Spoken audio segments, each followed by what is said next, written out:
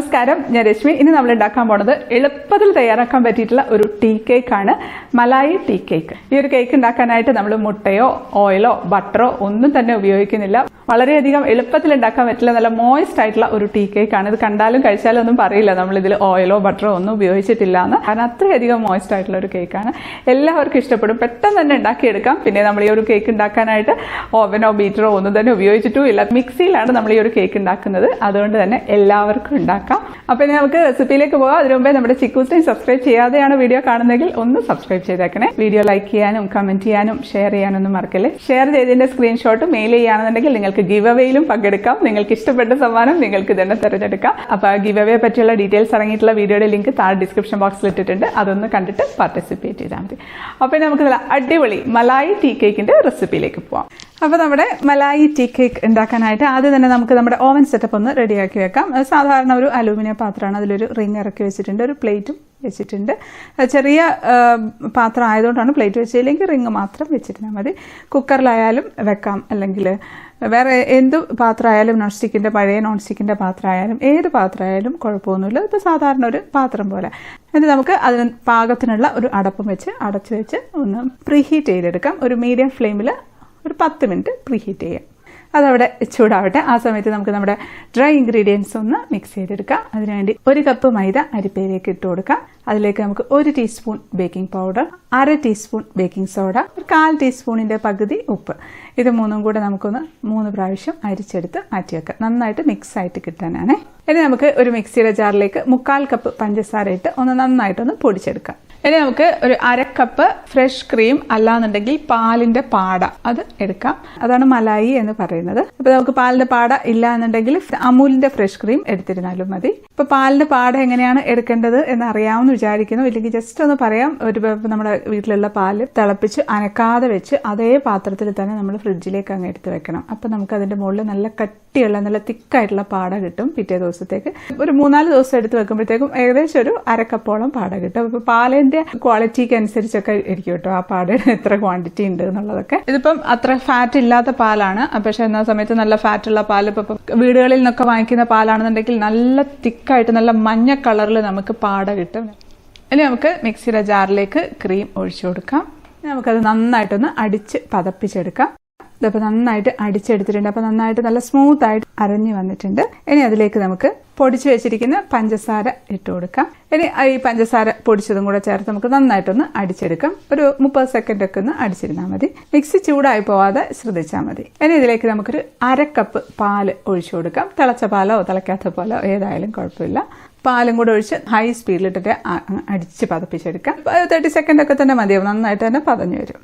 അപ്പം അടിച്ചെടുത്തിട്ടുണ്ട്. നമുക്കൊരു ബൗളിലേക്ക് ഒഴിച്ചു കൊടുക്കാം. കണ്ടോ നന്നായിട്ട് പതഞ്ഞു വന്നിട്ടുണ്ട്, അത് മതി.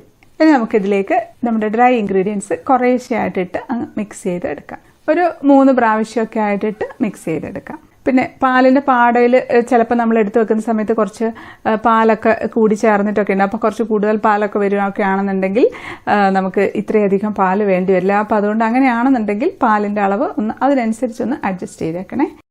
ഇത് നമ്മുടെ കേക്ക് മലായി കേക്ക് അല്ലേ, അപ്പോൾ അതിന് ചെറിയൊരു യെല്ലോ കളറല്ലേ നല്ലത്. അപ്പോൾ അതിൽ ഒരു 2 ഡ്രോപ്പ് ലെമൺ യെല്ലോ കളർ ഒഴിച്ചു കൊടുക്കുകയാണ്.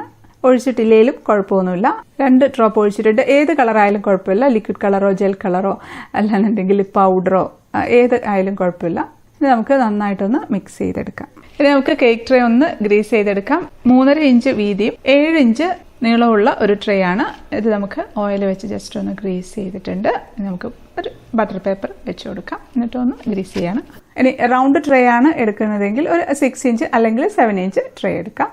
ഇനി ഇതിലേക്ക് നമുക്ക് നമ്മുടെ ബാറ്റർ ഒഴിച്ചു കൊടുക്കാം. ഒഴിച്ചിട്ടുണ്ട്. ഒരു സ്ക്വയർ വെച്ച് ഒന്ന് ഇളക്കി ജസ്റ്റ് ഒന്ന് ടാപ്പ് ചെയ്ത് കൊടുക്കാം. ഇപ്പോൾ നമ്മുടെ ഓവൻ സെറ്റപ്പ് നല്ല ചൂടായിട്ട് കിടക്കുകയാണ്. അതിലേക്ക് നമുക്ക് നമ്മുടെ കേക്കിൻ്റെ ട്രേ വെച്ച് കൊടുക്കാം. അടച്ചു വെച്ച് മീഡിയം ഫ്ലെയിമിൽ 20 മുതൽ 25 മിനിറ്റ് വരെ ബേക്ക് ചെയ്തെടുക്കാം. ഇതിപ്പം കറക്റ്റ് 25 മിനിറ്റ് ആയിട്ടുണ്ട്. നമുക്കൊന്ന് തുറന്നു നോക്കാം. അടിപൊളി, നല്ല ഭംഗിയിൽ ഇരിപ്പുണ്ട്. നന്നായിട്ട് പാകത്തിന് പൊങ്ങിയൊക്കെ വന്ന് നല്ലൊരു ലൈറ്റ് ഒരു ഗോൾഡൻ കളറിലാണ് ഇരിക്കുന്നത്. ഒരു സ്ക്വയർ വെച്ച് കുത്തി നോക്കാം. ഒന്നും പറ്റിപ്പിടിച്ചിട്ടൊന്നുമില്ല, നല്ല സോഫ്റ്റ് ഉണ്ട് കേട്ടോ. ഇനി നമുക്കിത് തണുക്കാനായിട്ട് മാറ്റി വയ്ക്കാം. അപ്പോൾ നമ്മുടെ മലായി കേക്ക് നന്നായിട്ട് തണുത്തിട്ടുണ്ട്. ഞാൻ സൈഡൊക്കെ കത്തി കൊണ്ടൊന്ന് വിടിയിച്ചിട്ടുണ്ട്. നമുക്കൊന്ന് ഡിമോൾഡ് ചെയ്തെടുക്കാം. ഒന്ന് തട്ടിയാൽ മതി, പെട്ടെന്ന് തന്നെ അങ്ങ് പോകുന്നുള്ളൂ. നല്ല ഹൈറ്റൊക്കെ വെച്ച കേക്കാണ്. ബട്ടർ പേപ്പർ അങ്ങ് മാറ്റി കൊടുക്കാം. നമുക്ക് പ്ലേറ്റിലേക്ക് വെച്ച് കൊടുക്കാം. നല്ല ഭംഗിയുണ്ട് കേട്ടോ കാണാനായിട്ട്. കണ്ട നല്ല സോഫ്റ്റാണ്, തൊടുമ്പോൾ തന്നെ അറിയുന്നില്ലേ. നമുക്കിത് ഇഷ്ടമുള്ള വലുപ്പത്തിൽ കട്ട് ചെയ്തെടുക്കാം. കട്ട് ചെയ്യുമ്പോൾ കാണുമ്പോൾ മനസ്സിലാവുന്നില്ല എത്ര സോഫ്റ്റ് ആയിട്ടാണല്ലോ. നല്ല മോയിസ്റ്റ് ആയിട്ടുള്ള കേക്കാണ്. ഓയിലോ ബട്ടറോ മുട്ടയോ ഒന്നും തന്നെ ചേർത്തിട്ടില്ല, എന്നിട്ടും നല്ല മോയിസ്റ്റ് ആയിട്ടുള്ള കേക്കാണ്. ഒരു ഹെൽത്തി കേക്ക് എന്ന് പറയാം. ഇപ്പം ഇതാ കട്ട് ചെയ്ത് വെച്ചിട്ടുണ്ട്. ഇതുണ്ട്, നല്ല സോഫ്റ്റ് കേക്കാണ്. എടുക്കുമ്പോൾ തന്നെ മനസ്സിലാവുന്നില്ലേ അതിൻ്റെ ഒരു സോഫ്റ്റ്നെസ്. അപ്പോൾ നമുക്ക് ടേസ്റ്റ് ചെയ്ത് നോക്കാം. നല്ല മോയിസ്റ്റാണ്. ഇതിൽ നമ്മൾ ഓയിലൊന്നും ചേർക്കാതെ ഉണ്ടാക്കിയിരിക്കുന്നതൊന്നും പറയേയില്ല. പിന്നെ നല്ല സോഫ്റ്റാണ്. അപ്പോൾ ടേസ്റ്റ് ചെയ്ത് നോക്കട്ടെ.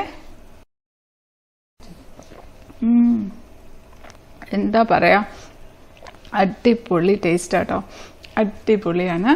അത് മലായിയുടെയൊക്കെ ആ ഒരു ടേസ്റ്റ് ശരിക്കും മനസ്സിലാവുന്നുണ്ട്. ആ ഒരു ക്രീമി ടേസ്റ്റാണ്. തീർച്ചയായിട്ടും ഉണ്ടാക്കി നോക്കേണ്ട ഒരു കേക്കാട്ടോ. പ്രത്യേകിച്ച് വെജിറ്റേറിയൻസ് ഒക്കെ ആണെങ്കിൽ പിന്നെ പറയാൻ വേണ്ട.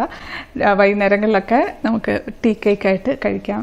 നല്ല ടേസ്റ്റി ആയിട്ടുള്ള ഒരു കേക്കാണ്. അപ്പോൾ എല്ലാവരും ഉണ്ടാക്കി നോക്കുമല്ലോ. ഉണ്ടാക്കി നോക്കിയിട്ട് ഫീഡ്ബാക്ക് അറിയിക്കണേ. നമ്മുടെ ചിക്കൂസ് ഡൈൻ ഫാമിലി എന്നുള്ള ഫേസ്ബുക്ക് ഗ്രൂപ്പിൽ പോസ്റ്റ് ചെയ്യാൻ മറക്കരുത്. വീഡിയോ ഇഷ്ടപ്പെട്ടാൽ ലൈക്ക് ചെയ്യാനും കമന്റ് ചെയ്യാനും ഷെയർ ചെയ്യാനും ഒന്നും മറക്കല്ലേ. സബ്സ്ക്രൈബ് ചെയ്യാത്തവർ ഒന്ന് സബ്സ്ക്രൈബ് ചെയ്തേക്കണേ. അപ്പോൾ നമുക്ക് അടുത്തൊരു അടിപൊളി റെസിപ്പി ആയിട്ട് കാണാം. അതുവരേക്കും stay happy, stay positive. Bye.